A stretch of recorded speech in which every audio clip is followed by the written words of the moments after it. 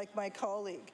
And you worry about your employees, you worry about making your payroll, you worry about paying benefits and getting contracts, and it's not an easy job, and it's not a 9-to-5 job, and it's and you do feel the weight of your employees' needs while you're doing this.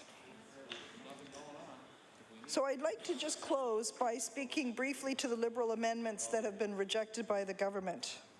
And they are similar to the amendments brought forward by Sobeys, by Michelin, and to some extent Eric Durnford. The amendments do two major things. They require that there has been evidence that bargaining in bad faith has taken place before the process can move to arbitration. And as I've indicated, to me, that seems eminently sensible, that you would actually have proof that one of the parties is not doing what they're supposed to do, what they are sworn to do, to go there and actually negotiate. And the other part, the other substantive thing that our amendment does is give more power to the Labour Board so that any time in this process they can send the parties back to collective bargaining.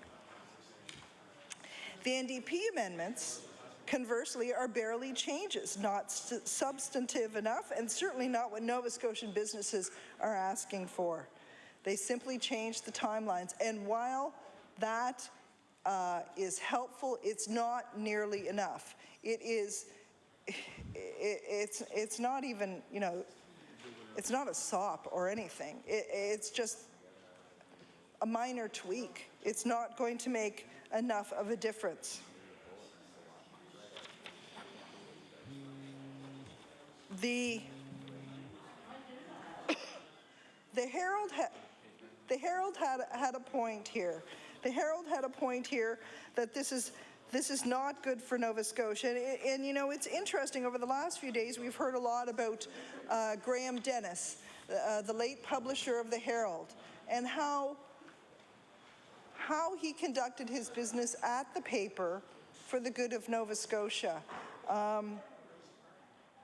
He always kept that in the back of his mind, or I guess probably at the forefront of his mind as he conducted his business. What was good for Nova Scotia? This bill, as it is currently constituted, may be good for the NDP, and it may be good for unions. It may be good for unions, but is not good for the businesses in Nova Scotia. It is not good for their employees, and we feel that it is wrong-headed for the government to proceed down this path.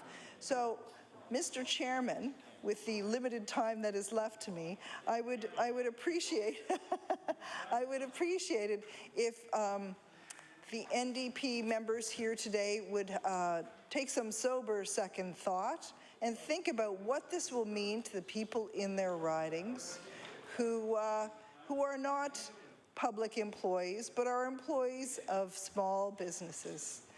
Thank you, Mr. Chairman. Thank you. I recognize the member for Victoria the Lakes.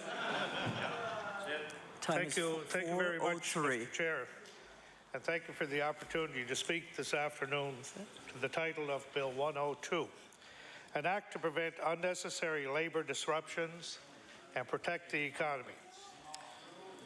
Mr. Chair, the reality of this bill could not be further from what this name states.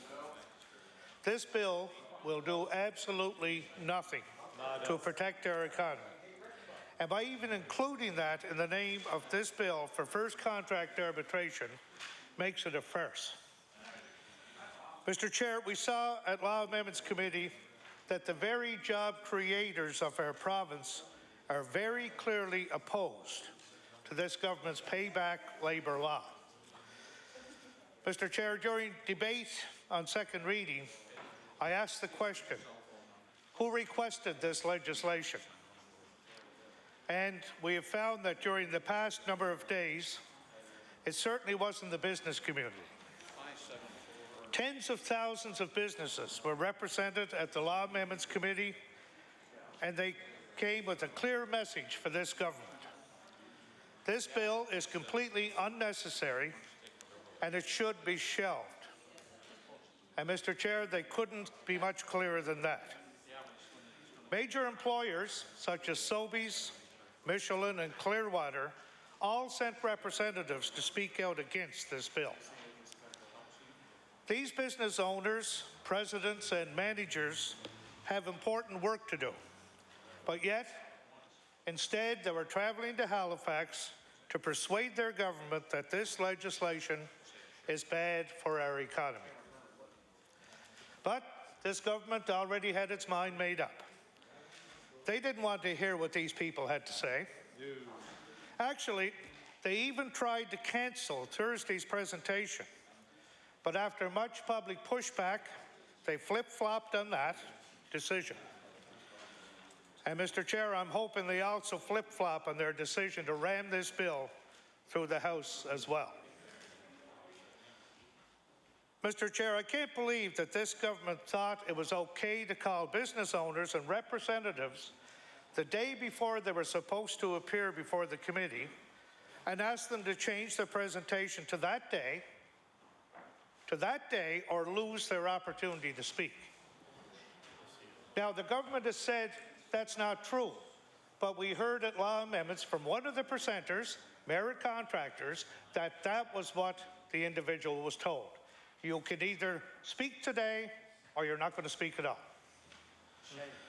That's absolutely disgraceful, Mr. Chair, and shows this government's obvious lack of respect for the employers of this province. The job creators of this province need time to make arrangements to travel to Halifax, and clearly this government was thinking only about themselves when that decision was made. This government forgets that you don't have employees if you don't have employers. If you don't have employees and employers investing in our province, you don't have tax revenues to fund the important programs that we all expect, like health care and education, and you can't make capital investments that will help move our province forward. So, Mr. Chair, I think it's time this government starts to take the job creators of our province seriously and actually listen to their concerns, not just allow it to go in one ear and out the other.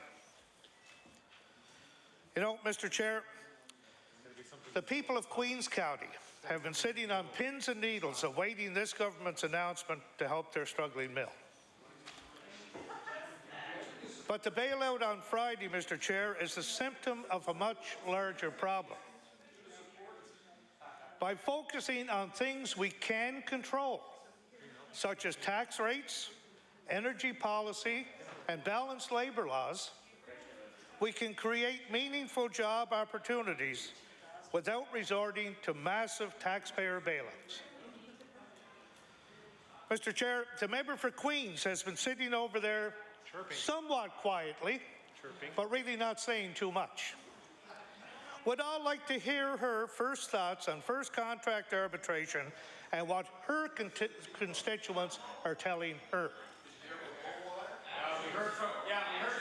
We heard, yes, Mr. Chair, we certainly. Order. Order. Order. Order.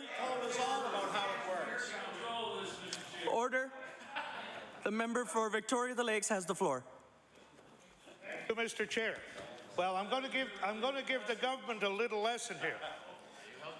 They talk about what happened with Bowater, but knowing that Bowater Mill is a member of the Nova Scotia Employers Roundtable, let us know their thoughts about this legislation.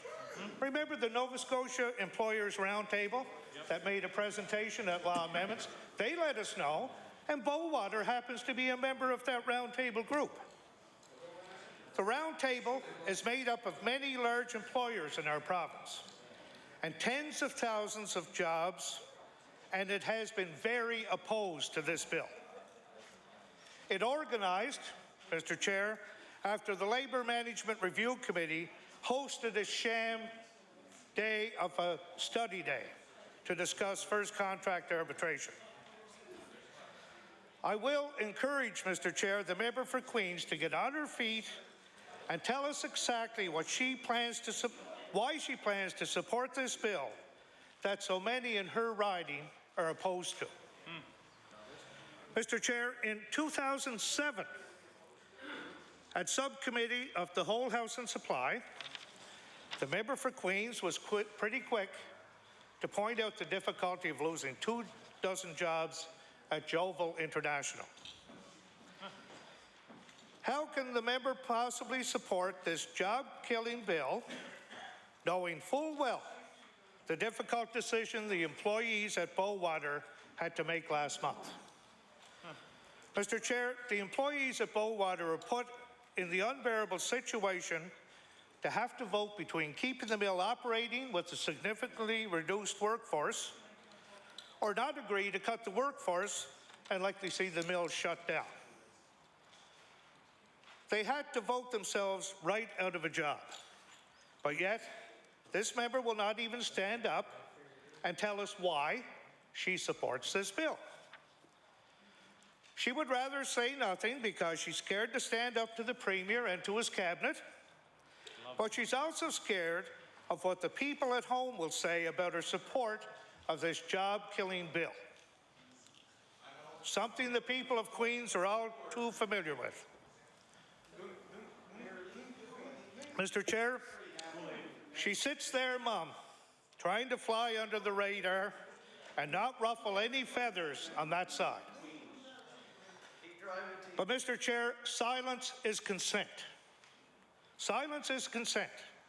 And the people of Queens know exactly who is behind this bill that will do nothing, absolutely nothing, to help our economy. Bowater is just one of those employers that has joined the Employers' Roundtable to oppose this unnecessary piece of legislation. And also, Mr. Chair, in April, the member for Queens was pleased her government has provided assistance to Harry Freeman and Sons Limited to support approximately 125 quality jobs in her area. She cared about jobs then. I wonder what's changed now. I wonder what's changed now. Dave, come to Yarmouth. Your actions speak loudly there. Like I said before, Mr. Chair. Like I said before, I don't care. I don't care if we have to sit here through Christmas to hear every single NDP member. Order. Order.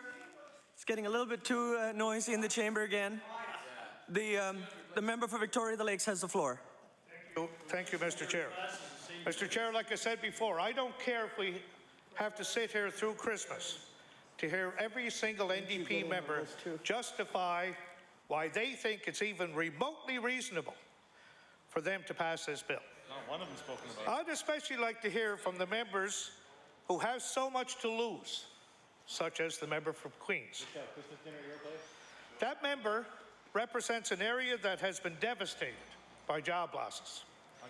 Yes, Mr. Chair, the fire at White Point that put 175 people out of work is not the direct fault of this government. But it doesn't make it any less devastating for the people of the area. Nope.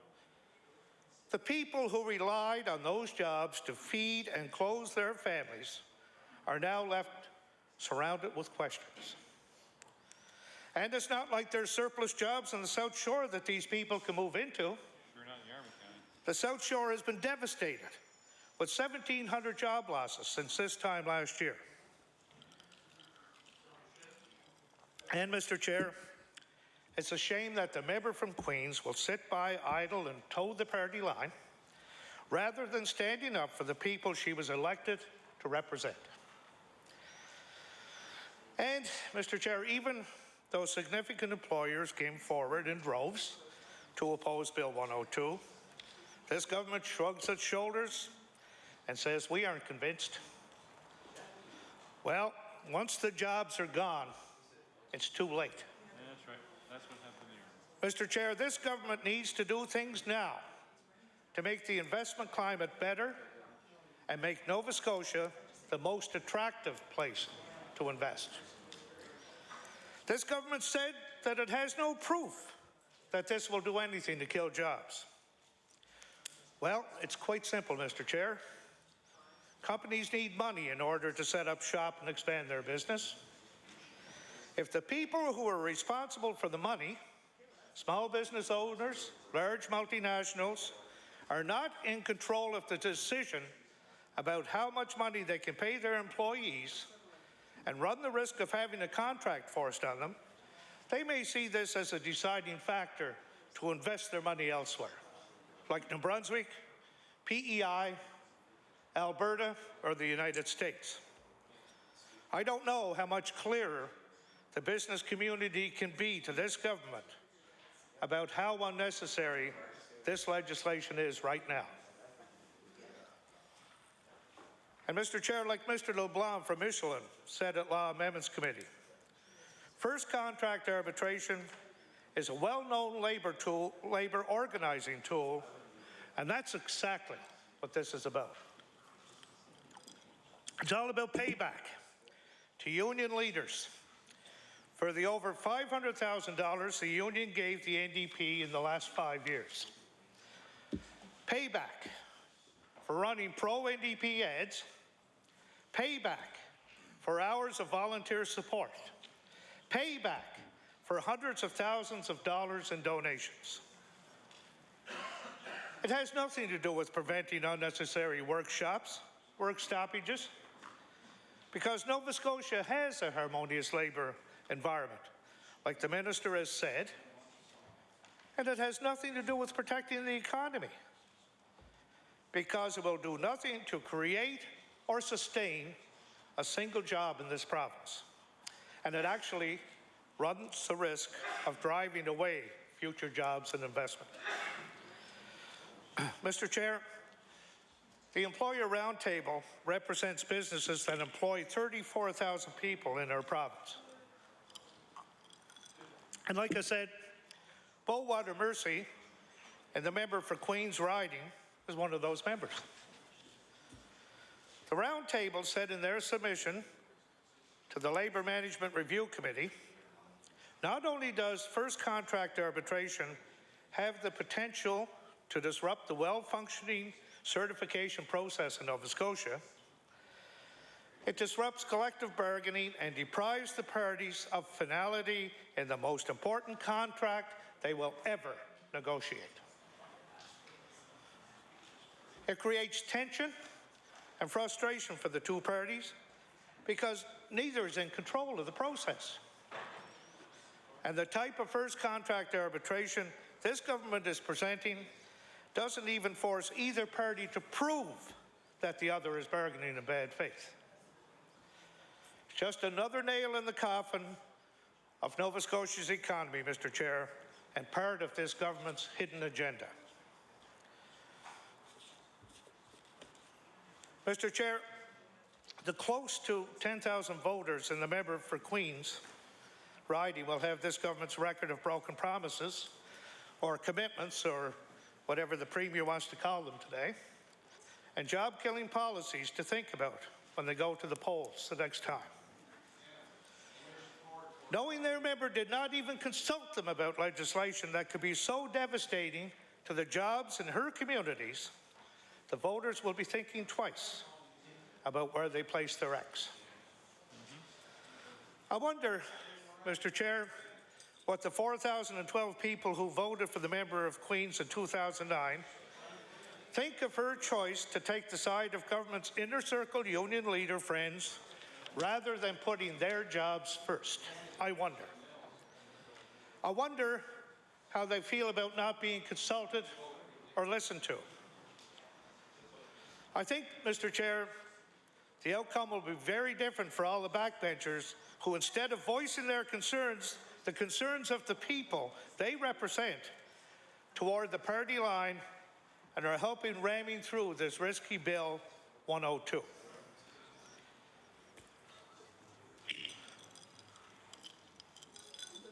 Mr. Chair, no matter how many capital spending initiatives the ministers pass after their backbenchers to announce in their ridings, it will keep them from the scrutiny of the reckless decision to introduce further uncertainty to the shaky economy here now in Nova Scotia.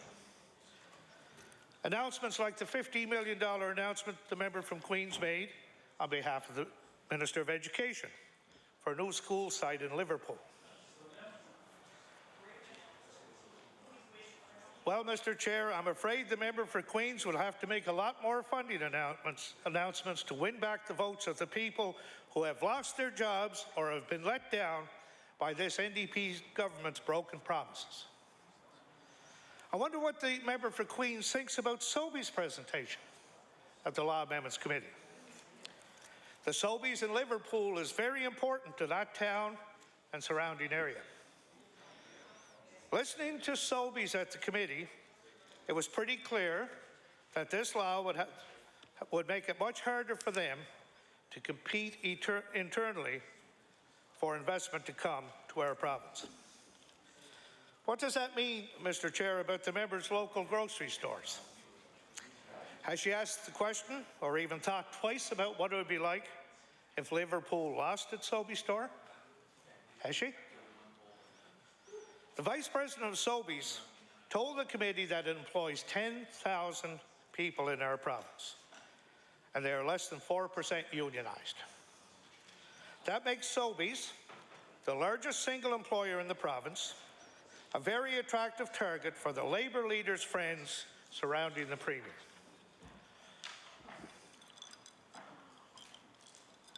Mr. Chair, another industry that has been very vocal in its opposition of this bill is Contact Centre of Nova Scotia.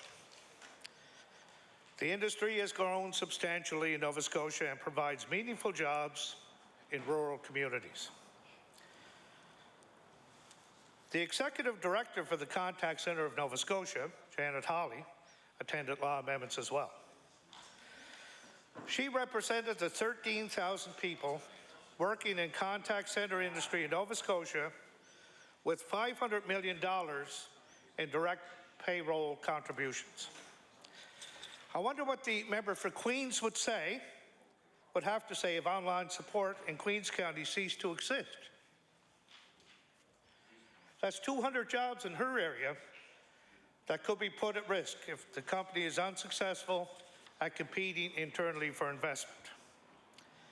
And first contract arbitration makes it that much harder to sell Nova Scotia as a good place to invest. Mr. Chair, Mrs. Hawley told the committee, we're concerned that this bill may quell investment in the province at a time that it is sorely needed. And Mr. Chair, she went on to say, we believe that the foundation for effective labour relations is built through negotiation, not through imposed agreements. I have to agree with Ms. Hawley. Contracts should be bargained, not imposed. Ms. Hawley told the committee about one of her members. She said, one of our members, a Fortune 500 company everyone respects, has 80,000 contact center workers globally, 300 of whom are located in Nova Scotia. They can employ people in Jamaica for $3 an hour, but they can't obtain the same skill and quality of labor as they can right here in Nova Scotia. So the jobs have been able to remain. But for how long? That's the question, Mr. Chair. How long? How long will these jobs remain? How long before these employers throw up their hands and say, we can't afford to invest in Nova Scotia anymore? How long until they pull out and move to a province or country that wants their business and recognizes the importance of their investment? This government has paid no attention to the fact that this bill will quell investment here. Mr. Chair, I'd like the member for Queens to stop shying away from her responsibility to the people and stand tonight and tell us how she's consulted with important employers in the region of Queen's municipality. Employers such as Online Support, which currently employs 200 people, or the Blue Wave Seafoods fish packing plant, which has about 80 workers. The Harry Freeman and Son lumber mill, built as the oldest family-owned sawmill in North America with a workforce of about 100 workers. Or Sobeys, or Bowater. What have they been saying? Have they told her just how important it is that they are in control of the decisions that suit their business and that they have a right to free collective bargaining? That they don't want a third party that knows very little about their business forcing a contract on them. What, Mr. Chair, have the businesses in their community that have been devastated by the fire at White Point Resort and the turmoil in the pulp and paper industry been saying? I asked the member to stand up. Stand up and tell us what kind of consultation those significant employers have been given on first contract arbitration and what their views are on its ability to protect our economy. To protect our economy, as the title suggests. Why the rush, Mr. Chair? Why the rush to ram this bill through? Why not take some time to understand the impacts it will have in our economy before putting it into law? They don't like thinking. Wouldn't that just make more sense? But then again, Mr. Chair, common sense is something that's lacking in this government. There's no problem in Nova Scotia that this government is trying to fix. There's no burning platform that requires immediate and radical change due to dire circumstances. So why rush? When this government has unprecedented events and law amendments, such as employers like Michelin showing up to oppose the bill, it's time to put the brakes on the legislation and take the time to examine the risks and/or opportunities. Maybe there are opportunities out there, but we haven't heard them. Just tell us what the opportunities are. The business community has told us there are risks. Mr. Chair, Michelin employs over 3,500 employees, and its 3 plants in Nova Scotia are its only plants in Canada. They have to compete internally for investment with 14 plants in the US and 1 in Mexico.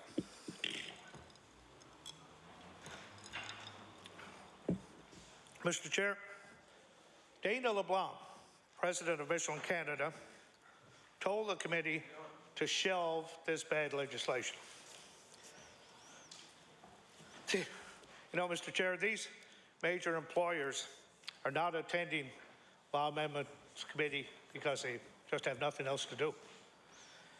They're attending because they believe there's a real serious risk to securing future investment in our province if Bill 102 goes forward. And this government should listen and stop snubbing the concerns. Stop and listen, Mr. Speaker. That's what the business and the provinces are asking. Is that too much to ask? Stop and listen. You know, Mr. Chair, I'd like to talk briefly about tourism. And we know that the tourism industry in Nova Scotia has been declining, and this government is continuing to harm the small businesses that rely on the industry for full and part-time employment.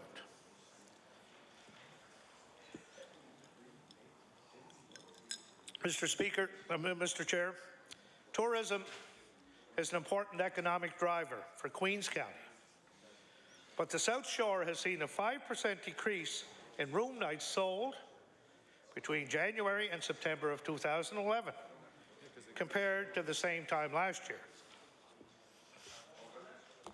The people on the South Shore have been devastated by this government's rash decision to cut the ferry funding. That's right. I wonder if the member for Queens agrees with the Minister of Economic and Rural Development and Tourism's knee-jerk reaction to cut the funding for the ferry. Order. I know the member's interested in the ferry, but we're talking about Bill 102 and the title and Clause 1.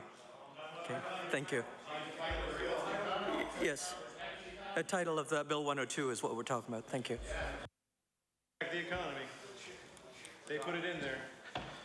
Thank you, Mr. Chair, and I do have to say that part of the title of the bill is to protect the economy. The Yarmouth Ferry is a very vital part of this economy, and it deserves recognition on this floor of the House today as well.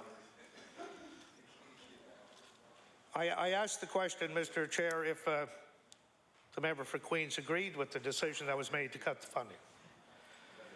Does she agree with the member for Lunenburg West, who defended the minister's decision to cut off the economic link?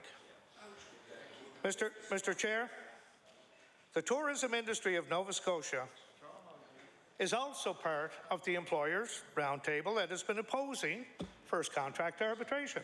The tourism tie-ins, part of the Economic Roundtable that opposes first contract arbitration.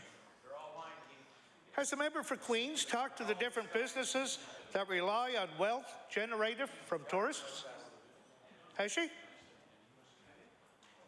The tourism industry, Mr. Chair, in her area has been delivered a blow with the devastating fire at White Point. But other businesses could be jeopardized as well due to the government's risky labor laws. I think in order to put it in perspective, Mr. Chair, we have to realize that the businesses in our province aren't able to jack their prices to recover the costs they must absorb that they're imposed on them by the government, such as HST increase, high user fees and power rates. They can't just automatically jack their prices. Like I said earlier, Mr. Chair, I'm sure the member for Queens is aware that there are 1,700 fewer jobs in the southern region since this time last year. Her area, Mr. Chair, like all rural Nova Scotia areas, is suffering from substantial job losses. You know, Mr. Chair, it's absolutely ridiculous that you can sit by silently as our government drives this job-killing legislation through the legislature when even talking about it has sent a major chill to our province, throughout our province's job creators. Mr. Chair, this government is systematically targeting different small businesses and creating uncertainties for entire industries like the forestry industry, the road builders, the pharmacy owners, the insurance brokers, and the list goes on. Mr. Chair, the forestry industry has been waiting for a technical definition of a clear cut for over a year. When this government created the arbitrary target for a clear cut reduction without even defining what it was. I don't think they know either. How can you cut something if you don't know what you're cutting? And this has just provided instability and uncertainty for the whole industry. This government is not protecting the economy and is not preventing unnecessary labor disruptions. No. The fact, Mr. Chair, He's talking about someone else. the fact that is that Nova Scotia has enjoyed a great reputation when it comes to time lost due to work stoppages and orders from the Labour Board to bargain in good faith. In 2010, Mr. Chair, Nova Scotia had zero lost time due to work stoppages. And there have been only 3 times that the Labour Board found either party to be not bargaining in good faith since 1996. My goodness. 1996. Huge. My calculation, Mr. Chair, would say that that's 15 years Must be a huge problem. and 3 times that the Labour Board has ruled. Mr. Chair, in the Employers' Roundtable submission to the Labour Management Review Committee, they said economic growth is precarious in Nova Scotia. They said our GDP per capita is 24% lower than the national average. We have the highest corporate tax rates in Canada and the highest sales tax rate. Nova Scotia employers pay the second highest workers' compensation premiums. Our power rates are a major concern, and our geographic location is problematic for many industries. But you know, Mr. Chair, there are a lot of factors that make us very different from the other provinces in Canada that have first contract arbitration, and many reasons why Nova Scotia is less attractive to do business in. Mr. Chair, this unnecessary legislation is only another black mark in our ability to compete for investment and for our employers to create jobs.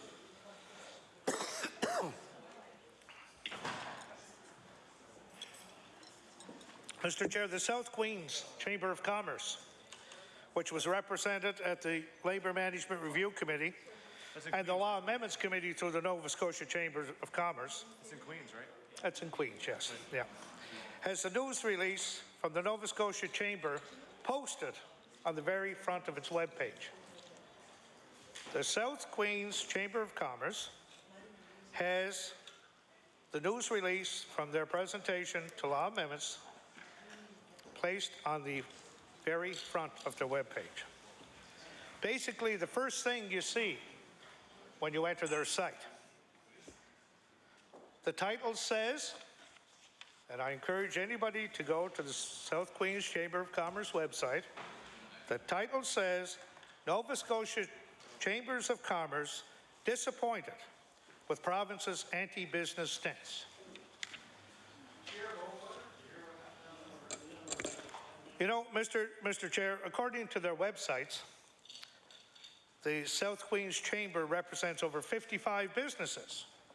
Maybe we should hear from them. And the North Queens Board of Trade represents 25 businesses and hundreds of jobs in Queens County. Maybe we should hear from them. But yet, Mr. Chair, this government has not listened to them or even consulted them. They've taken their anti-business stance and they're sticking to it. What has the member for Queens, Mr. Chair, I guess the question would be to the member for Queens, what has the member done to meet with the Chamber and consult with them about the impacts of first contract arbitration on their business? I look forward to hearing the report from the member from Queens. And I hope in her report that she will present to those of us opposite that she tells us their displeasure with this bill. Mr. Chair, good legislation isn't rushed. Good legislation takes time to develop. Good legislation requires proper consultation with relevant stakeholders and important groups. This, Mr. Chair, this is not good legislation. What the government has done is tried to ram this legislation through the House without doing their homework and taking the time to get it right for Nova Scotians. When dealing with legislation such as this, Mr. Chair, it's important that proper consultation occurs. that the government reaches out to both labour organizations and job creators. From the submissions released, Mr. Chair, by the Department of Labour and Advanced Education, it's clear. There is a very strong divide between the employers of this province, the entrepreneurs who create jobs for the people of our province, the risk takers, and the union groups. The considerable divide shows it is nowhere near consensus. There is nowhere near enough consultation done to consider this legislation at all. Mr. Chair, the consultation that has occurred here in regards to this legislation is not real consultation at all. And I asked the member from Queens if that member would agree. Mr. Chair, the study day was last minute. Many groups only received a couple of days' notice and were unable to attend or send representatives. Or if you were a member of the PC caucus, you weren't allowed to attend because there wasn't enough lunch. He's a big eater, and we know that. He's a growing boy. They didn't send me. But, Mr. Chair, the discussion paper brought back divided results. The committee heard presentations that were divided. The Labour Management Review Committee couldn't even come to a consensus. And only a few days later, this government introduced first contract legislation to this House. So the question is, who did they listen to? They didn't listen to the businesses that made presentations, the businesses that have expressed their concern, the businesses that appeared at law amendments. They didn't even listen to the Labour Management Review Committee that they set up to improve labour relations in this province. That couldn't reach a consensus. They did not listen to them. Makes you wonder what the agenda is, Mr. Chair. Indeed, we have read the bill. And I will challenge the member for Hants East to get up and talk about the wonderful things that are happening because of this bill. Look forward to hearing from him as well. He'll have his chance. Mr. Chair, the discussion paper brought back divided results.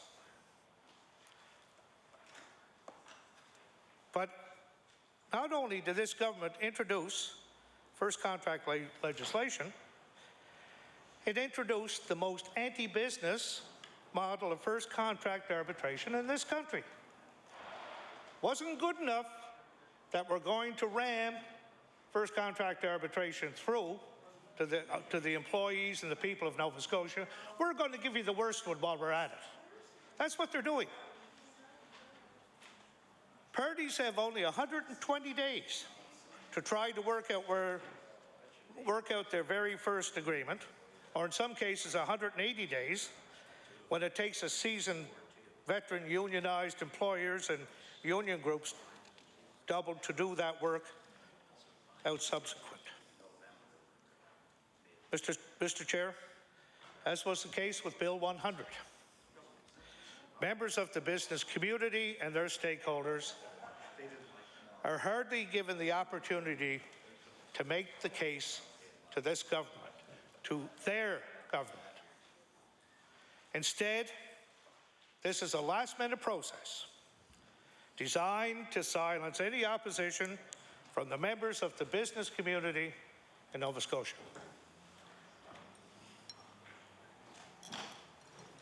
Again, and I'll keep repeating it, who has requested this legislation, Mr. Chair?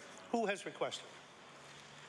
And I look forward to hearing from any member of the government side telling us who feels that this legislation is necessary. Who has requested that this government do the necessary work to get this bill forward? Mr. Chair, the government is doing everything possible to try to limit the amount of public scrutiny around this topic. We heard in law amendments the concerns addressed by the community and by the employers of this province. But apparently their voice doesn't count. Mr. Chair, proceeding like this, in the way this government has, can only damage the relationship between the government of the province of Nova Scotia and the businesses in our province. These job creators, Mr. Chair, are the backbone of our economy. And as a result of that, they deserve a lot more respect than this.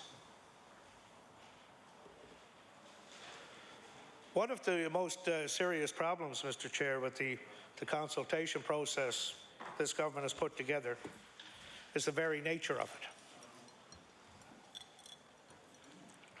it.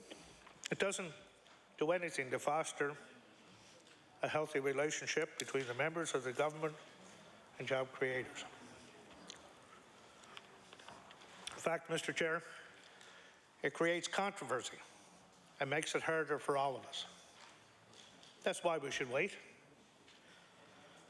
The government and job creators should be working hand in hand to help grow the economy in this province. But instead, because of this government's adversarial approach to first contract arbitration, we've seen that relationship, already sour because of the Bill 100 fiasco, deteriorate even further. Mr. Chair, the government should shelve this unnecessary legislation until they can, at the very least, do proper consultation, weigh the pros and cons in our current economic environment, and come up with a consensus. Is that asking too much? Is it asking too much that you respect the business community and the people that are employed by this business community? Is it too much to ask that time be taken to look at what's good and what's bad about this legislation, rather than ramming it down on the backs of the businesses, the very ones that employ the people of this province? Let's also remember, Mr. Chair, the purpose of the Labour Management Review Committee is to improve labour relations in Nova Scotia and to provide a forum for the business community and the labour community to discuss important issues relevant to them. Well, that says a lot. First contract arbitration is important to the labour movement, but it's also important to the businesses. We heard how important it is to the businesses. But instead, Mr. Chair, this government has actually been using the committee to advance its own anti-business agenda. And it's not just that the government hasn't given the business community enough time to engage in a proper consultation process. That's not the only reason for us to wait on this. The government hasn't properly made their case yet either. I never heard it. I don't know if any members on this side of the House have heard it. Give us the reason you're doing this. Tell us the benefits from it, who asked for it. That's all we need to know. Just stand up and talk about how wonderful this is. It's called the $2 billion contribution. Order. Order. Just address the government side through the chair. Thank you. Thank you. I hope so. Till I get to the next one. Mr. Chair, the government hasn't properly made their case either, as I say.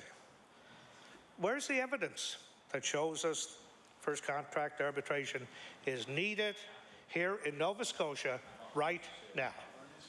Where's the evidence? In fact, all the evidence we've seen, Mr. Chair, suggests that we've had a pretty harmonious relations with Labour in this province. Hundreds of collective agreements get ratified each year here in Nova Scotia. That all happens without strikes or lockouts. So why has the government placed such a high priority on first contract arbitration right now? There are a lot of unanswers out there, Mr. Chair, a lot of unanswers that we need this government to come clean on. Why is this such a high priority right now? Why haven't you listened to the concerns of the business community represented by many individuals and companies in law amendments? Why haven't you listened to the chambers of commerce that have something on their webpage to say that how disappointed they are in this government? Is this government going to listen or just act on its own? I use the expression, Mr. Chair, in second reading, damn the torpedoes. Is this what's happening? I wonder. I think it's time for each and every member across that way to consider the bad things that this bill is doing.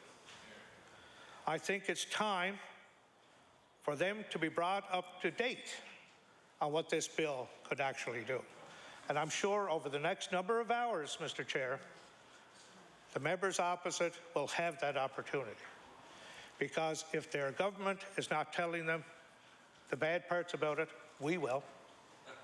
If they don't want to listen to businesses who have expressed concern over this, we'll tell them what the businesses are saying. Maybe they might listen. I don't know. It's very evident that they haven't listened to those that have presented so far. So over the next while, Mr. Chair, we're going to hear a lot of stories. And I think if you look carefully at where, I don't know if that's a signal for me to sit down, Mr. Chair, or not. Well, Keep going. I hate to disappoint them. Maybe they're going to come in and give me oxygen so I can keep going some more. I don't know. But, Mr. Chair, this is a very serious piece of legislation. What our caucus has heard from the people that have contacted our office is we don't need it, especially at this time. We know how our economy is performing. Is the government going to prove to us that what they're doing with first contract arbitration is going to improve the economy in this province? The title, Mr. Chair, is Protect the Economy. Pretty hard to protect an economy when the very people, the employers in this province, have voiced displeasure and concern about this bill. Employers cannot work without employees. I mentioned that before. Put the pieces of the puzzle together. And ask someone please get up and tell me that if a business moves from Nova Scotia or closes its doors and lays off people, what that does to protect the economy in this province. I can't wait to hear it because I don't think anybody in previous governments has done it. You're not going to see it. But then again, you can expect all things from this government, Mr. Chair. So, in closing, I just ask, Mr. Chair, that the government take its time, renew a commitment to listen to what the businesses in this province have been saying, whether it's a small business that's in a rural area or a multinational that's in the more urban areas. They all have concerns. They, through their organizations or individually, have expressed those concerns to the Law Amendments Committee. Now, since Law Amendments started working or dealing with Bill 102, the government has come forward with some amendments. Well, Mr. Chair, my answer is amendments will do absolutely nothing to a bill that's not right for this time. And with that, I'll close my remarks. Thank you. I now recognize the member for Kings West. Thank you very much, Mr. Chair, and pleased to stand in my place this evening and address some of the concerns around Bill 102. And, first of all, when you stand in your place and talk about an amendment to the Trade Union Act, I guess I first of all need to say that through my working career, I was a member of a union. I was a union rep for a while as well, and have a great deal of regard for the place that a union can play in the life of workers, and I know my profession benefited from having a strong union, a union that could well articulate the needs of its members, and therefore saw benefits throughout my career as a result of that union's work. But it was, I also had a sense too that it was very dedicated to the collective bargaining process. That it used all the tools that collective bargaining had at its disposal. And there were some lengthy periods of time when a contract needed to be in negotiation that the union I was in, Nova Scotia Teachers Union, worked to make sure that the process was highly regarded, adhered to, and that we allowed that give and take over long periods of time on occasion. And it's with Bill 102 and the whole concept here of first contract arbitration, I've actually enjoyed the last 3 or 4 weeks because I live in an area where first contract arbitration has gotten a lot of play. Just barely inside the eastern boundary of my riding is a Michelin Canada plant. So there's a lot of workers in my riding. There's a lot of workers in the members for Kings North and Kings South. And if they've been talking amongst themselves as those in my neighborhood of Kingston Greenwood, Berwick, Waterville, and so on, and the emails that I've received, it certainly reflects a deep concern that they do have. But as I was saying, I've enjoyed the process actually of telling a number of constituents because I get the question, what's this first contract arbitration that you seem to be spending a lot of time on? And of course, my first response is yes, way too much time on this particular bill, Mr. Chair, because you live and breathe what's happened in the Annapolis Valley over the last number of years. When you lose 2,000 jobs in agro-manufacturing, we know very well what is on the minds of many people in the valley. And of course, I think that is being replicated right across Nova Scotia. It's a different time, and there's a different work climate out there, or I should say, work opportunities are in fact becoming limited. And we know that, the out-migration from rural Nova Scotia continues. So I thought I'd take a few moments today and go through what first contract arbitration is. And the FCA, first contract arbitration as we now refer to it here, is a statutory mechanism that allows either party in unsuccessful negotiations to apply to the Labour Board to direct the settlement of a first collective agreement by arbitration. FCA takes away the threat of a lockout or strike during that first round of collective bargaining, and the first contract will be arbitrated. Third party, the Labour Board, will outline the working conditions for that first contract. Well, I guess I've always put, as I said from the beginning in my remarks, I've always put a lot of faith and in the collective bargaining process. It has served Nova Scotia very well. In fact, during my working life, there's really only a few strikes that actually come to mind. Obviously, the nurses' strike, paramedic strike. You know, those were a couple that did produce a lot of tension in our province. Again, because of the nature of the work carried out by those two groups. So we've used the collective bargaining very successfully in this province. Now, there are 4 types of SCAs, and this is the part that, you know, the majority of Nova Scotians probably don't have an understanding of. And so we have the automatic, time limits have been exceeded, no evidence of dysfunction necessary.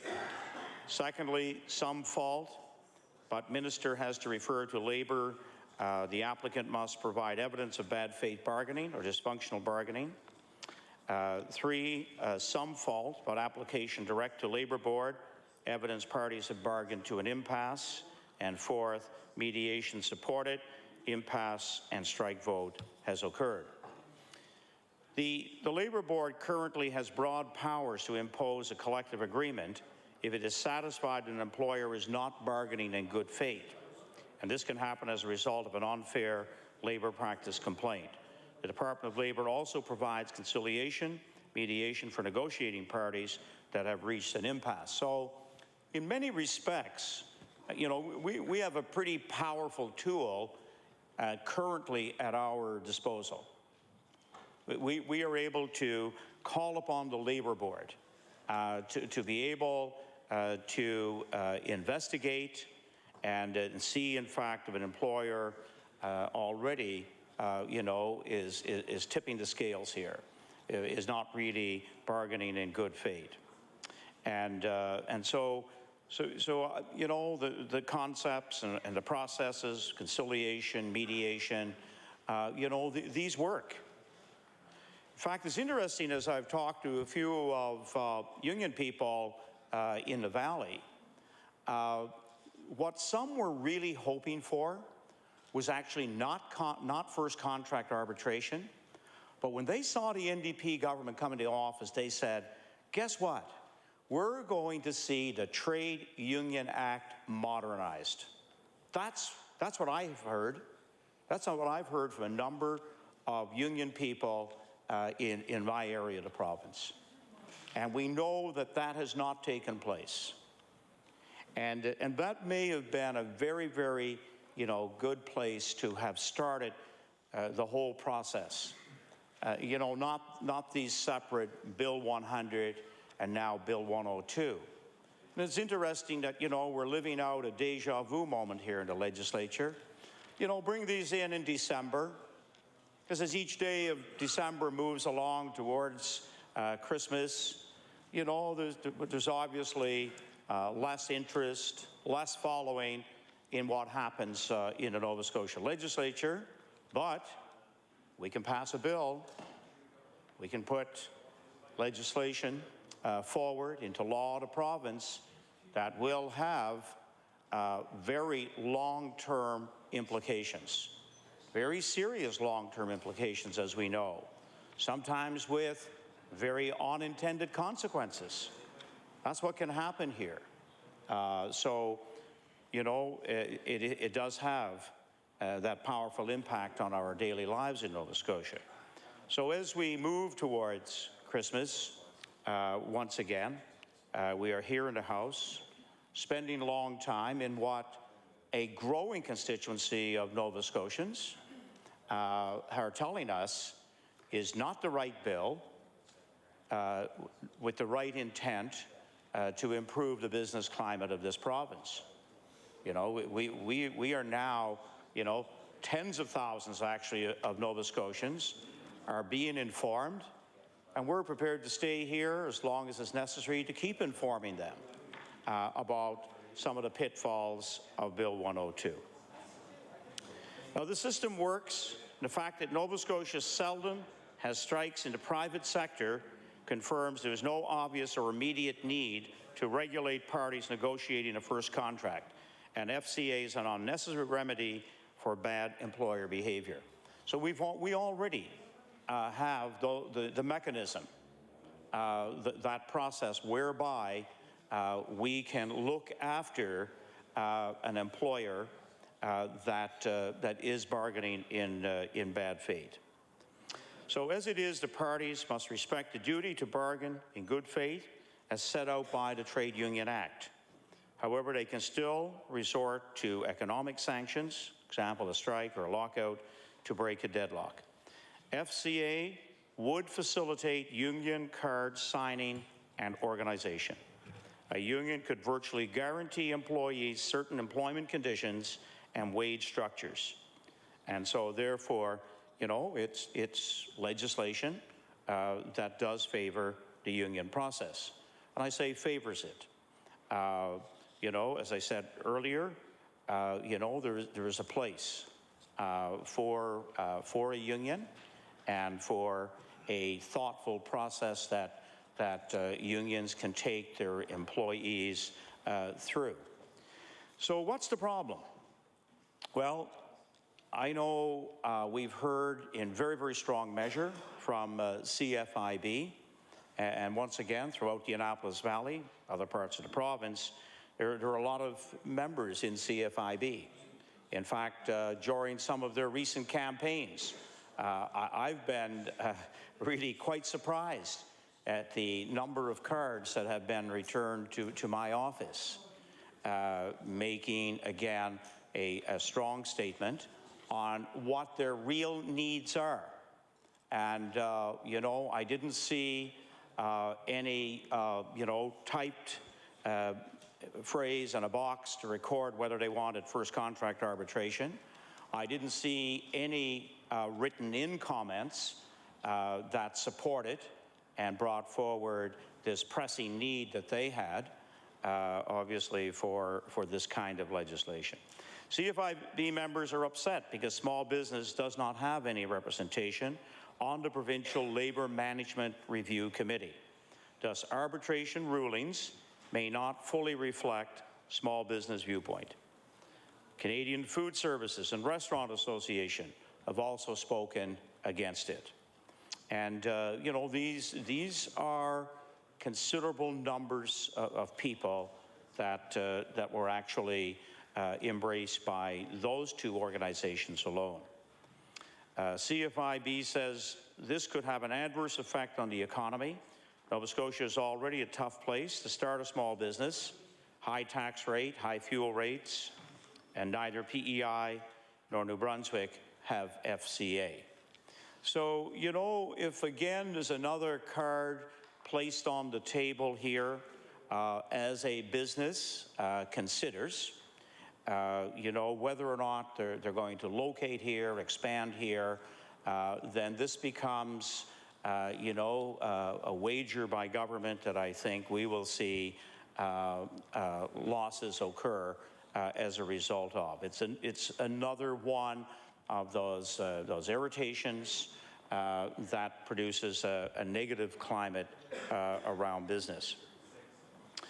A union focused on eventual FCA has little incentive to compromise before arbitration, thinking that the arbitrator will likely split the difference between its demands and the employer's position.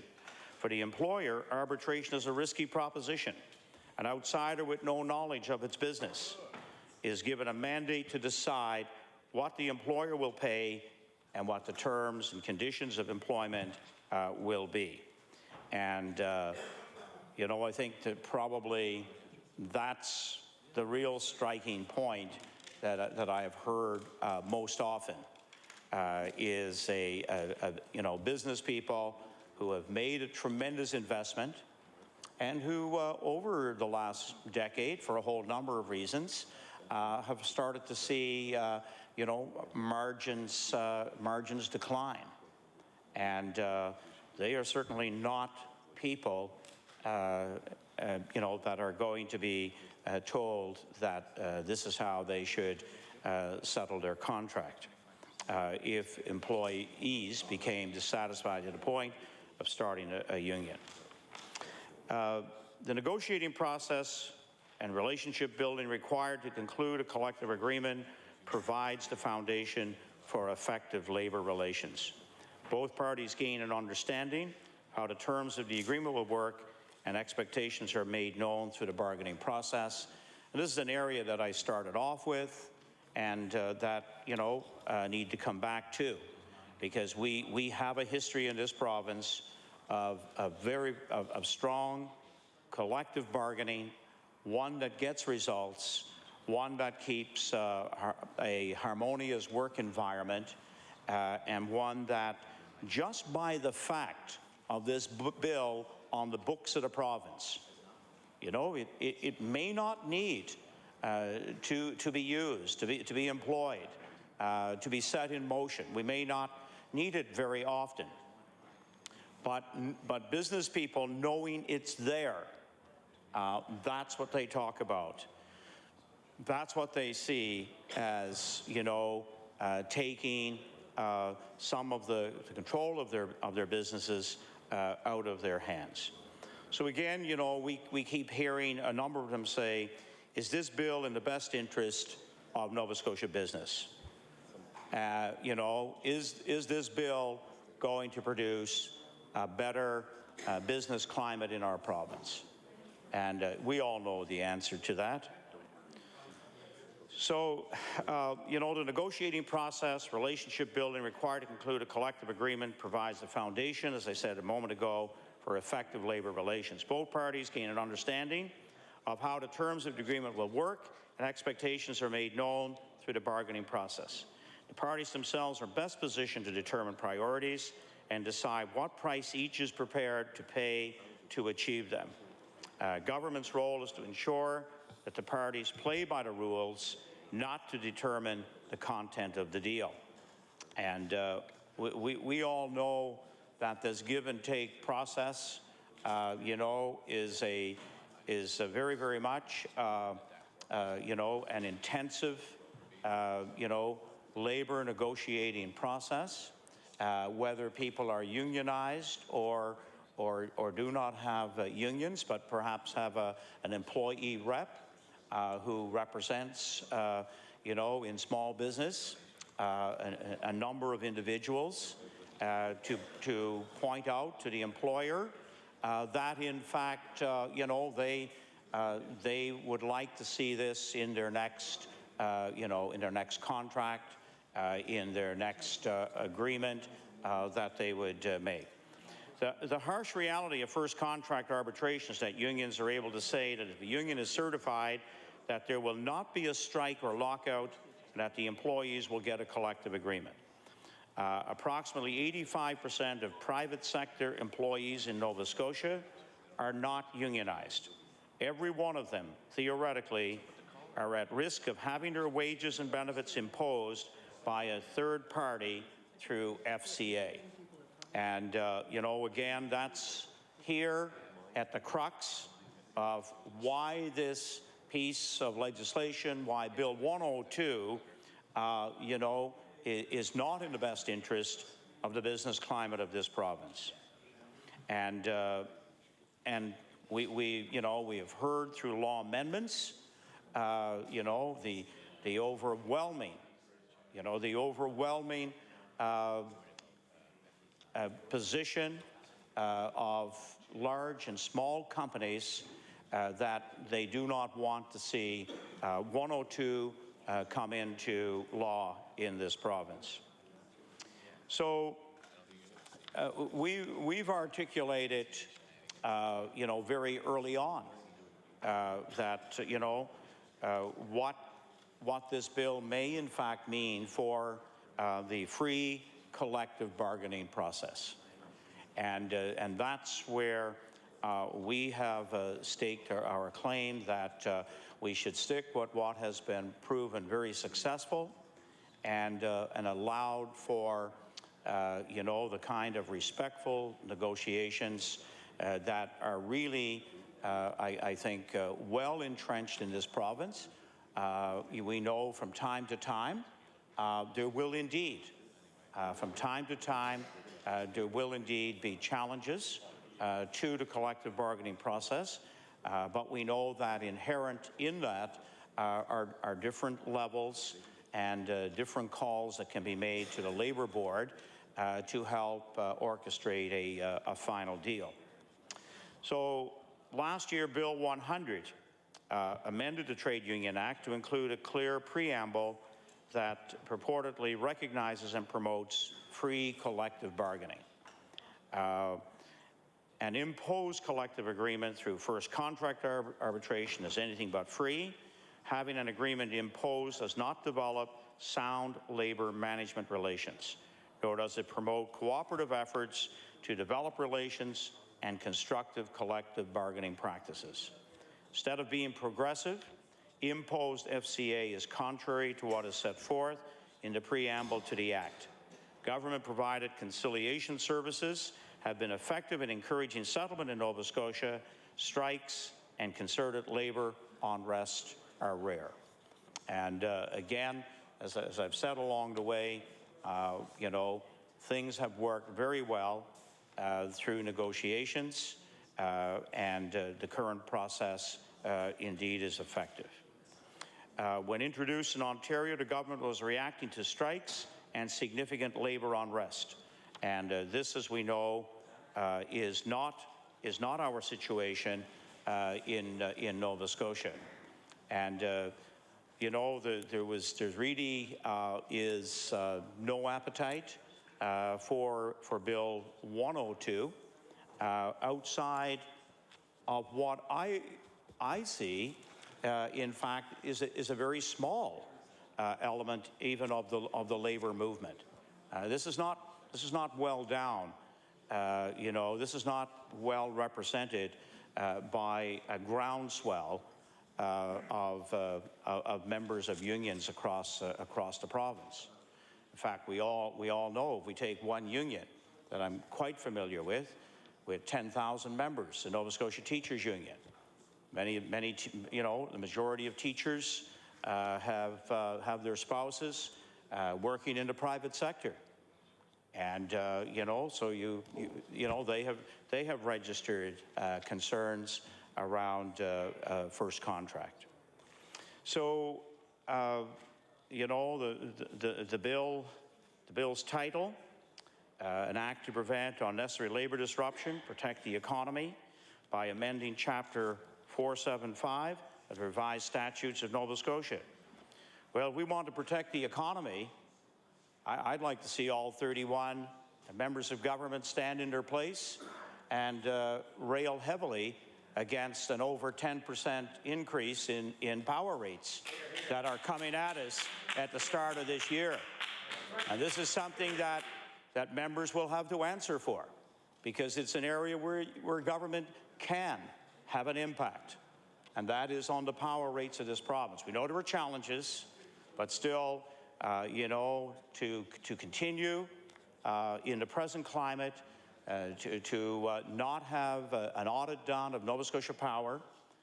We're now hearing, of course, you know, not just from the opposition anymore, you know, that if we want to have a good, you know, business climate in this province, you know, we know that there are others as well now who are saying, you know, are they running a tight ship at Nova Scotia Power?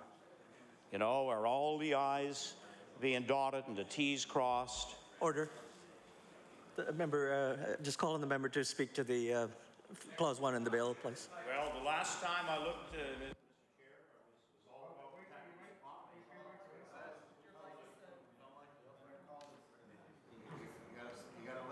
Sir, I recognize the member for Kings West. well, thank you, Mr. Chair, and I'll do my best to stay right on a topic here, because Nova Scotians are as concerned about this as they are about power rates.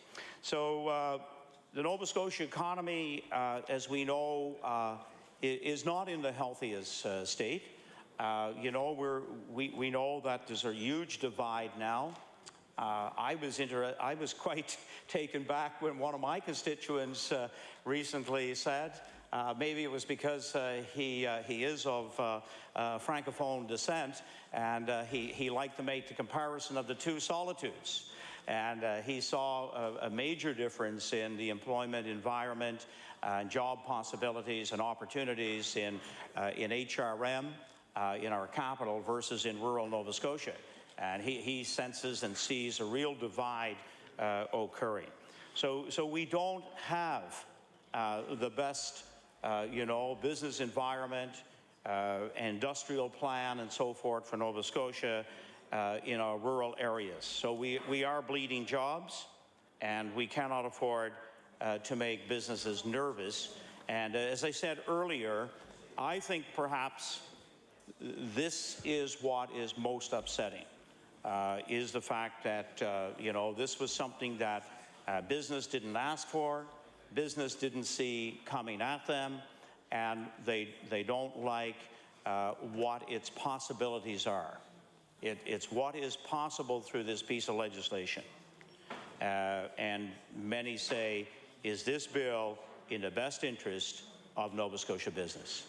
And I think we can answer that unequivocally on all sides of the House. You know, Labour, we should be focusing our energies on bringing investment to the province and boosting business confidence. You know, as you know, government moved along in its mandate, I thought we would really see a very crystal clear, laid out set of goals and targets for business, for industry, and also improving the climate. You know, dropping the small business tax by 0.5% in one budget, and another 0.5, you know, this January is really a very, very small measure in those tough economic times that you know, we are experiencing. Labor relations are good, and the Trade Union Act provides the tools for negotiating party to come to an agreement.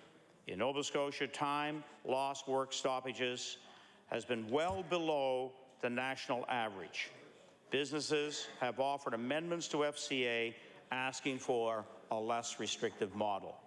So, you know, we have had a good work climate in this province.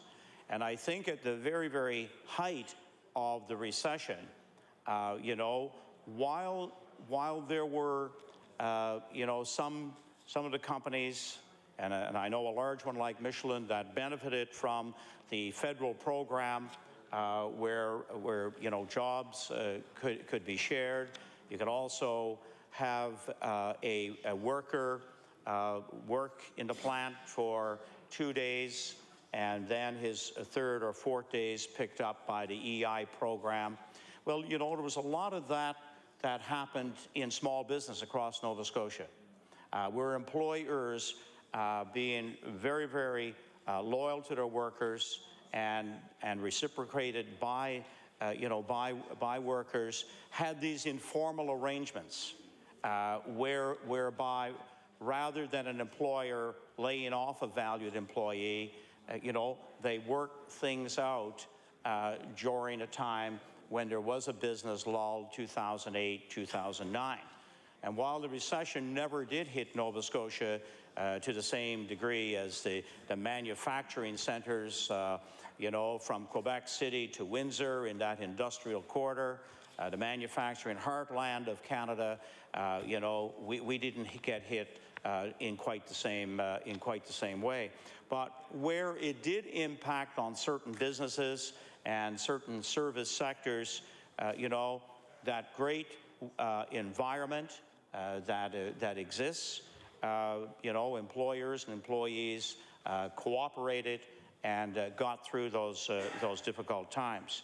So businesses you know, have created a wonderful, positive climate and have strongly declared that FCA is not part of their business model. It's not how they want to do business here in Nova Scotia. They don't see a need for it. Why and why now? You know, what are we trying to fix? Why is the government pushing the Manitoba model of FCA?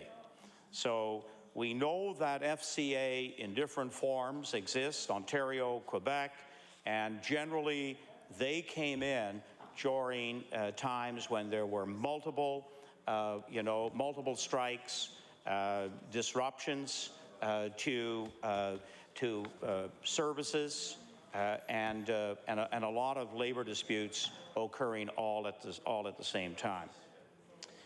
You know, sometimes too we need to take a little bit of history of how government has looked upon FCA in the past, and again, maybe it was due to, of course, being in opposition, being in a minority situation, but it was in 2001 that the member for Cape Breton Centre tabled Bill 60, where one clause of the bill was related to first contract arbitration. Well, you know, the NDP government of that era didn't even see fit to bring it forth on an opposition day to talk about the great merits of FCA. In 2006, the member for Halifax Needham, now the Minister of Health, tabled Bill number 103, which dealt specifically with first contract arbitration. You know, once again, it was not a priority. You know, it wasn't brought forth, even in an opposition manner, to debate what little merit, in fact, FCA may have.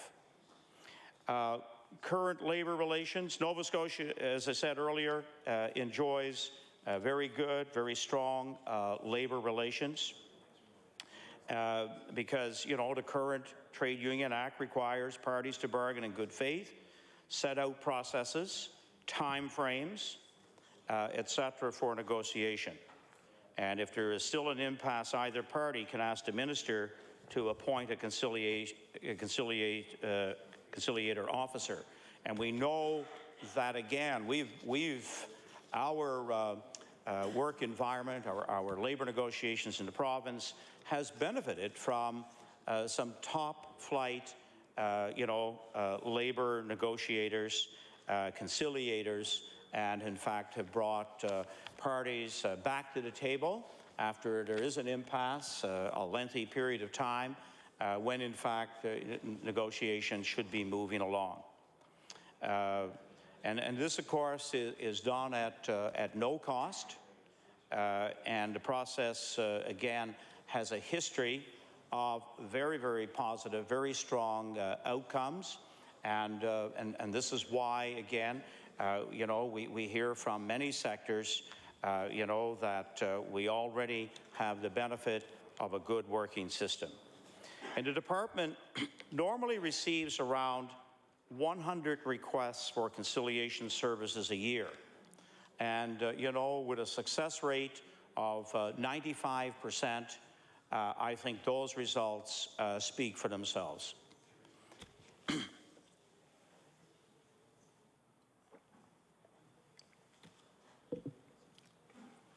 So, when you have a system that's working, Nova Scotians are rightfully, came to law amendments, have found a number of different ways of presenting the fact that indeed, things are working well. If one party believes the other isn't bargaining in good faith, they can refer a complaint to the Labour Board, as I mentioned earlier, and once again, that has worked fine. The Labour Board can order parties to return to the bargaining table to reach an agreement. And the minister, has the power to appoint a mediator to assist in resolving the dispute, but that power is rarely used.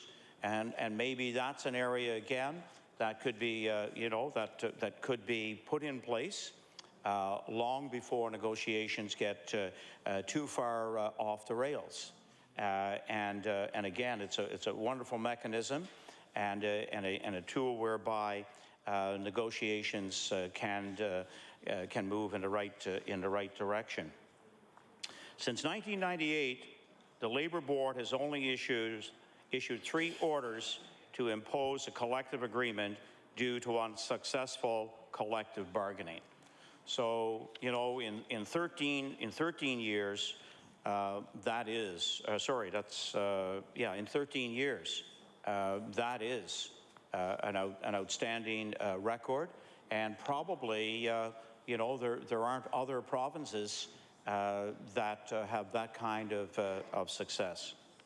So the Trade Union Act already has legislation in place so that employers and employees have several options available to negotiate collective agreements fairly for both parties. During this period of Bill 102 coming before the legislature, I'm sure we have all noticed through letters to the editor, perhaps in particular, and there was also references when people appeared at law amendments to deal with 102, that there were many references to economic climate and employment in the province, and I think you know, many Nova Scotians wanted any legislation or debates in the chamber when they sent us to Province House this fall. Take a look at what's happening in particular in rural Nova Scotia, but right across the province. And we know that you know, we've had some changes to taxes in the province that haven't favored our business climate. You know, and none more than the HST 2% increase.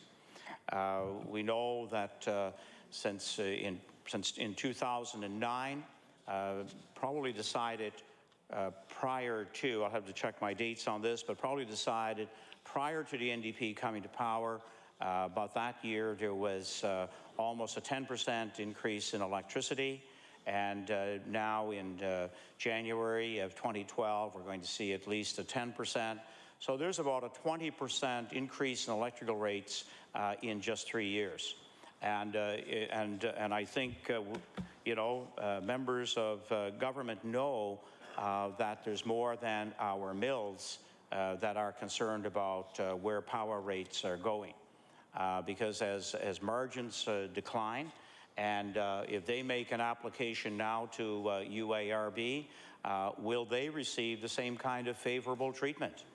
And I think that's something that we'll see happen very early in 2012, because there are other businesses now that are right on the bubble as far as whether or not they'll remain profitable and be able to stay here in our province. So you know, and I don't see myself at all as kind of a messenger of you know, bad tidings and of doom. I'm a very positive and optimistic, but realism is setting in our business climate, and the reality is that more and more you know, are having to lay off 1 employee or 2 employees in order to be able to maintain their business structure. And that's simply the reality that we're currently facing. You know, during the past year, you know, 1.9% of growth in our economy is a very low performance. And in the last year, Nova Scotia had the 3rd worst performance in manufacturing in the country. And again, we know that you know, Bill 102 is not going to help that. It's not going to set the stage for an employer taking a strong look at whether or not they'd expand in the province, whether or not they would relocate here, And so it does send, you know, an ominous signal to those businesses.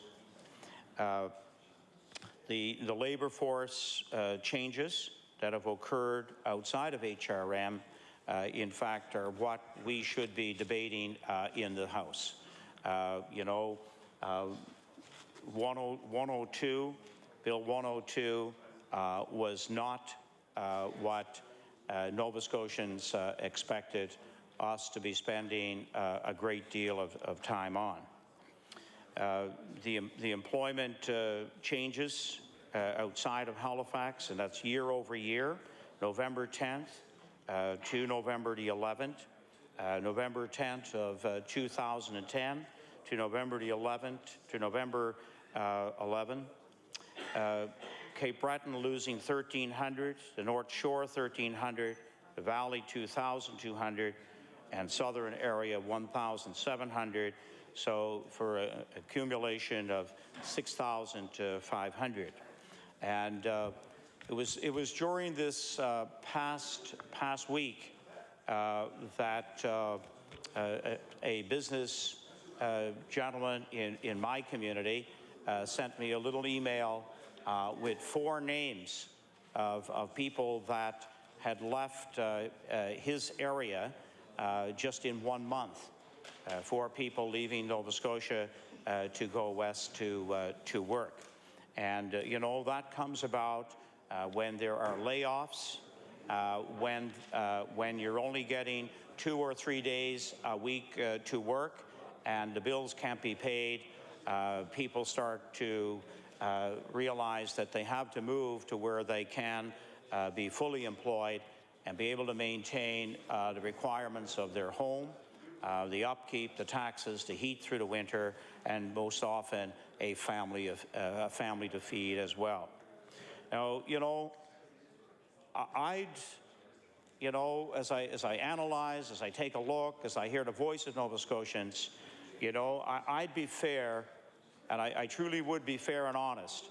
If FCA, you know, was going to contribute to better economic performance, stability in our province, then, you know, I'd be willing to say, you know, there's every indication that while I do not like the bill, maybe it has some merit and benefit to improve the economy of this province, to get people back to work, and to work at a vibrant and some vitality back in our rural areas.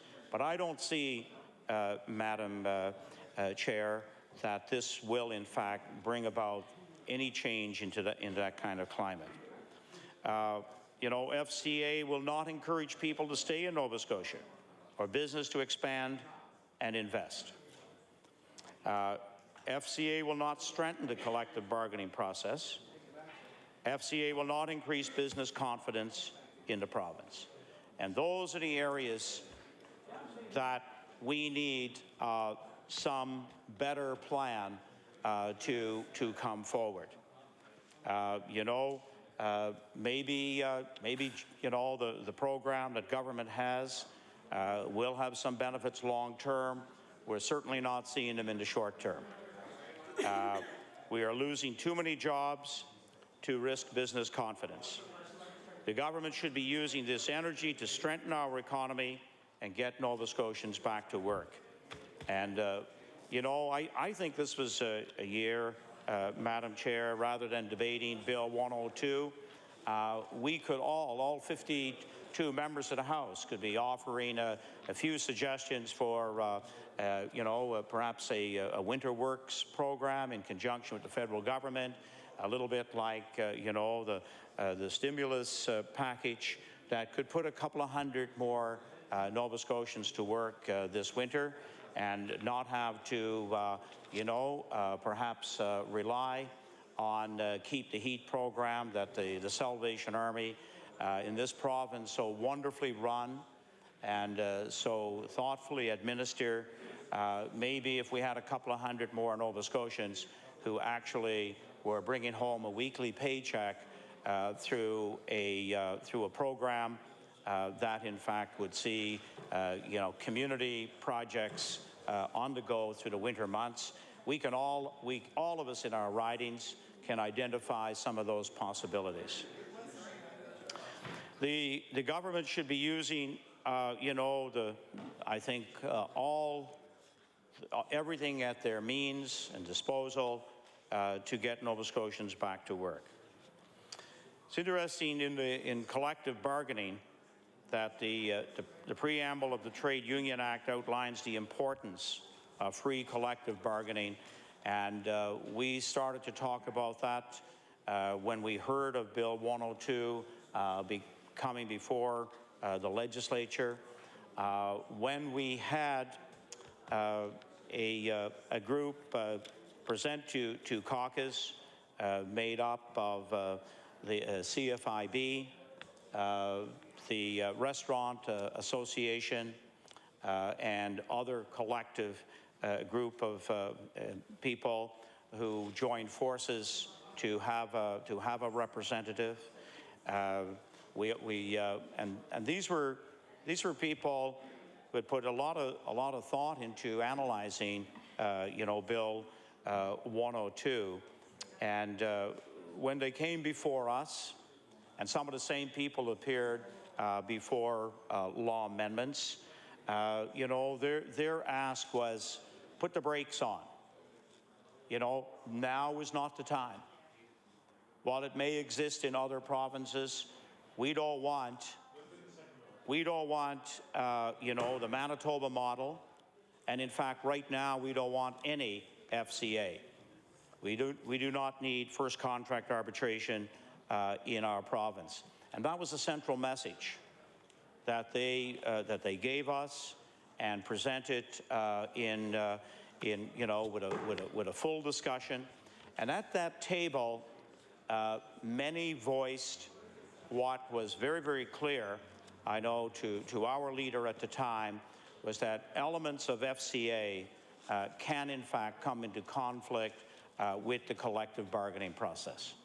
And everybody who was at that table and in presenting to caucus said we already have a great process and procedures in place that in fact have worked very well for us. And true collective bargaining allows for an exchange of information about the business climate, and first contract arbitration can preempt this exchange from taking place. And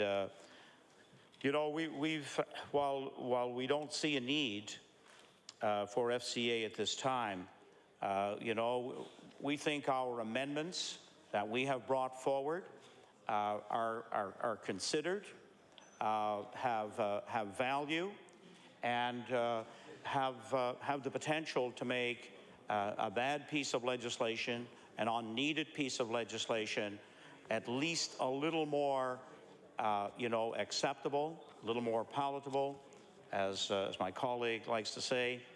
However, we know that the bill is going through, and we're asking in our debate here tonight and in the days coming that there be that review and reconsideration of amendments for Bill 102, and we know that the amendments will be talked about by others, at length.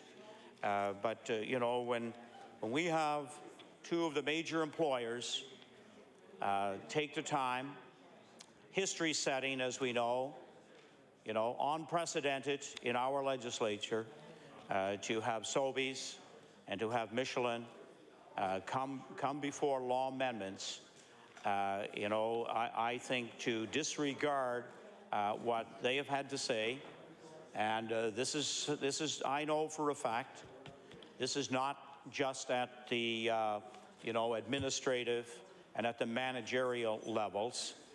This is filtering down to their employees. Their employees are talking about this because, as I said at the beginning of my presentation, there's a Michelin plant on the border of in my riding, and I worked was a volunteer in the Kingston Fire Department alongside a number of people who have in fact had a wonderful career, a wonderful work life with Michelin. I know what it's done to stabilize the economy of the Annapolis Valley, but I also know that they are truly disturbed by this piece of legislation.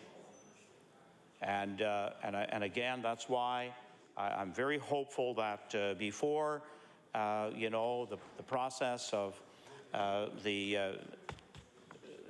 moving a bill through our legislature, that in fact we will have that kind of reconsideration go on. And one of the things, again, and I did take the time at the beginning to talk about how I, as a union representative, saw the collective bargaining process, and the strengths of that work very beneficially, mutually to employer and employee, because through the collective bargaining process, employers and employees generally build a stronger respect for each other's position. And FCA has the potential, in fact, of polarizing parties. And that's why the history of when FCA has been called upon, when it's been implemented and put into practice, second contracts are often, in fact, much more contentious, much longer to get settled than the first contract, because what can go forth in that first contract can set the stage for what may take place even years down the road when it comes to negotiating and bargaining through a second contract. So under FCA, employers lose their right to a collective agreement.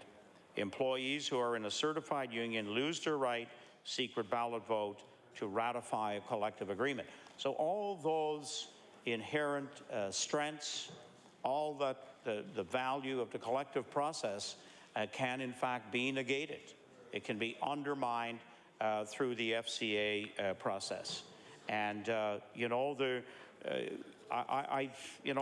talking to, again, some of the workforces where there is a union, where collective bargaining takes place, these are some of the areas that they've also wondered about in terms of FCA. And FCA places the responsibility of coming to a decision on a first contract squarely in the hands of a third party who has no vested interest in the employees or employer. FCA guarantees that the two parties are not under the same pressure to reach an agreement through the free collective bargaining. Instead, parties will be bound by a collective agreement being imposed on them by the Labour Board. This is an imposed contract by a third party who does not necessarily understand the realities of the business, the region, the economic pressures faced by the business. And again, it's interesting that in two of our small neighbor provinces, PEI and New Brunswick, they don't have FCA. And again, perhaps it's something about our region. Maybe it's something about, the history of our area in terms of labor negotiations that have allowed us to have the kind of agreements reached time after time with the same group of employees and employers that maybe FCA, just does not have that application to the same extent in Nova Scotia as it does perhaps, through the industrial belt of Canada, where again, there are many, large, workplaces that perhaps its application did require that FCA. So, you know, we believe in the full process of collective bargaining. There's a couple of my colleagues here in the legislature who debated Bill 68. You know, when the Conservative government tried to take healthcare workers' right to strike away. And at that time, we stood up for collective bargaining when Bill 68 threatened to give the government power to impose a contract settlement. So, you know, this is really some of the, you know, the genesis, the thinking, the background to why we think, you know, FCA can be avoided in this province, should be avoided in this province, and the call from the business community, I think, is very, very strong that we not proceed and move forward. The Premier of the day, Premier Ham, only agreed to the arbitration after 75% of nurses signed letters of resignation in a protest of Bill 68.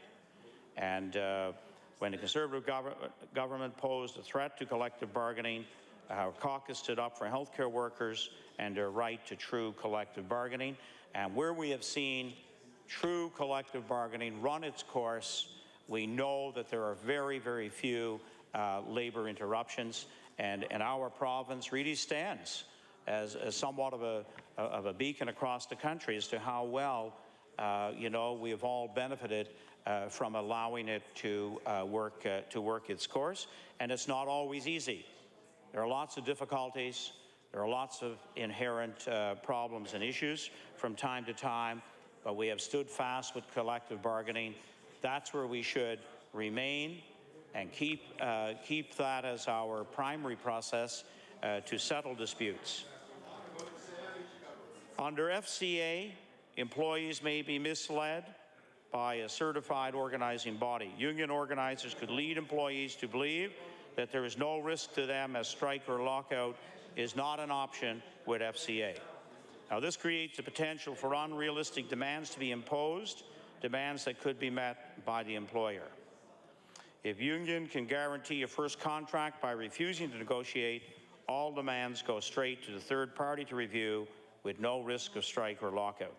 Newly certified union employees need only wait it out, and they have nothing to lose. So, you know, this is a climate and this is a possibility that when Bill 102 passes at some point in the House, we're still hopeful that our amendments will go through, you know, or there'll be that 11th hour change with government dropping this bill.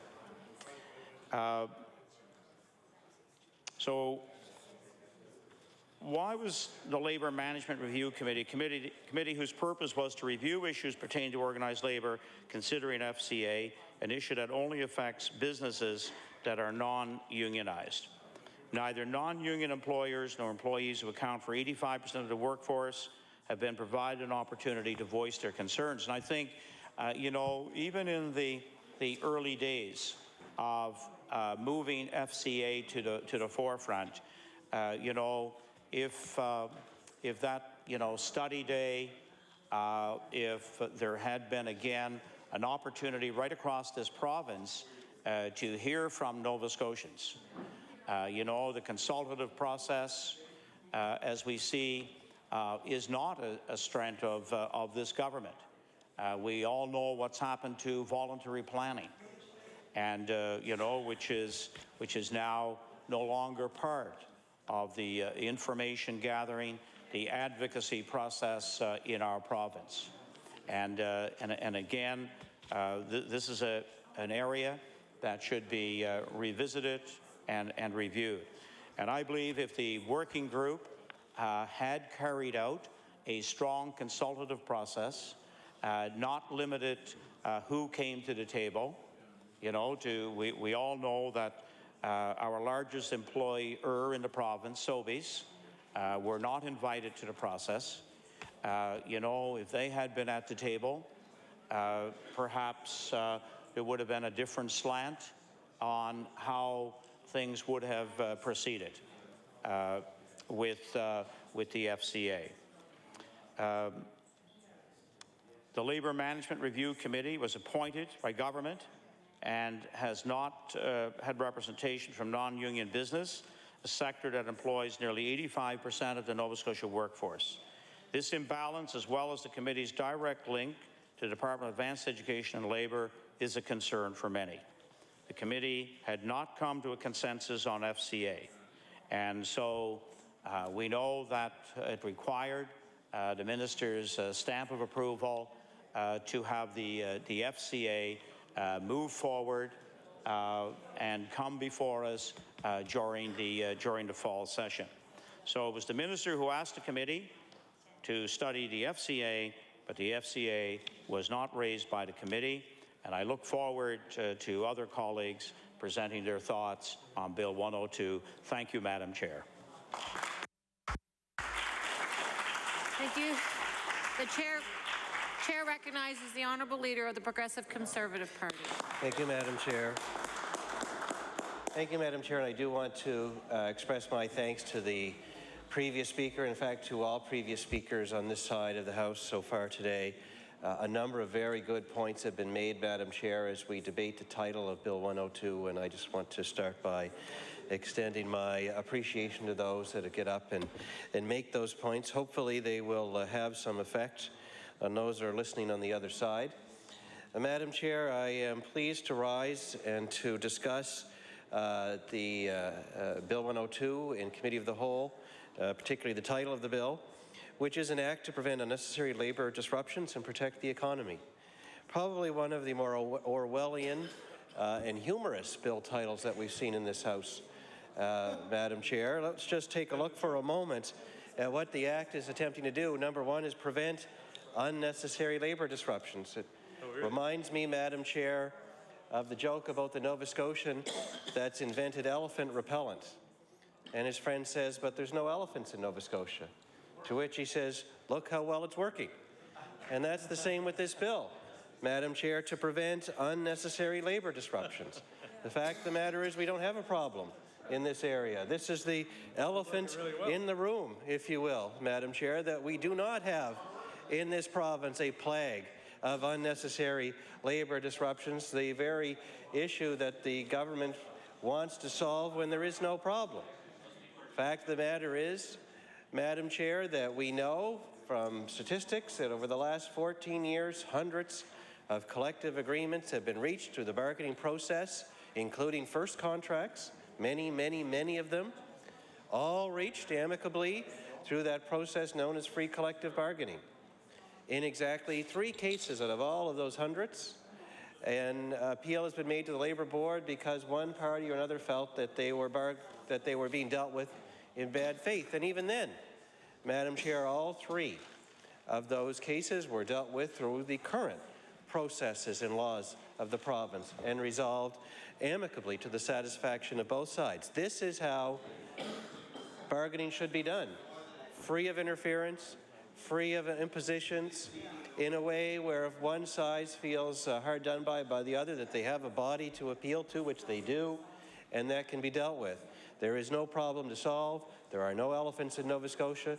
There is no long list of unnecessary labour disruptions. Perhaps the government feels that any labour disruption is unnecessary because they've come up with this remedy, this gigantic hammer of first contract arbitration to deal with this non-existent problem. Perhaps the government does not want to leave it to the free collective bargaining process anymore, where labour disruptions are sometimes the outcome, whether it's a strike by organized workers, which is their right to do, or whether it's a lockout by an employer that can't afford to meet the demands of its union, which they have every right to do, whether the processes of conciliators and mediators and voluntary arbitrators have all been exhausted. Somehow the government seems determined that there is somewhere some unnecessary labour disruption that they must solve like there must be an elephant hidden somewhere in this province that they must find. That is why I say, Madam Chair, that the title of the bill is funny. In so many ways, that's one. But not to leave it at that the bill is supposed to prevent this unknown element in our province known as an unnecessary labor disruption. It also is supposed to protect the economy.